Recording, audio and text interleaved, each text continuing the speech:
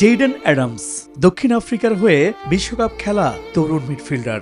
শনিবার সকালে কেপটাউনের কেন্দ্রীয় উপশহর স্কটসটেক্লুফের একটি বাড়ি থেকে 25 বছর বয়সী এই ফুটবলারের মরদেহ উদ্ধার করা হয়। তবে তার মৃত্যুর কারণ জানা যায়নি। এ নিয়ে তদন্ত শুরু করেছে পুলিশ।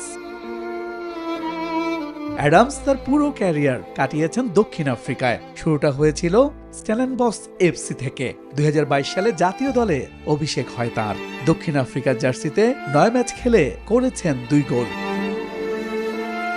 2023 সালের আফ্রিকান কাপ অফ নেশনসের সেমিফাইনালে ওঠা দক্ষিণ আফ্রিকা দলের হয়ে খেলেন অ্যাডামস। পরবর্তীতে কোচ হুগো ব্রুজের বিশ্বকাপ স্কোয়াডে ডাক পান তিনি। বিশ্বকাপে দক্ষিণ আফ্রিকার হয়ে 3টি গ্রুপ ম্যাচেই খেলেছেন অ্যাডামস। উদ্বোধনী ম্যাচে অ্যাডামস ছিলেন শুরুর একাদশে।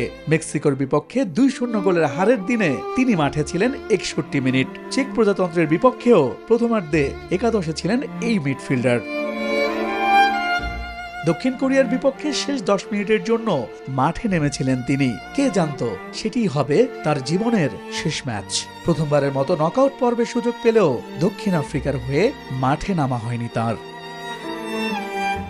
এই উদীয়মান তারকার আকস্মিক প্রয়াণে দেশটির ক্রীড়াঙ্গনে গভীর শোকের ছায়া নেমে এসেছে।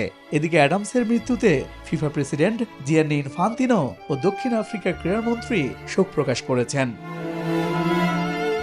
ইশতিয়াক দীপু, নিউজ 24।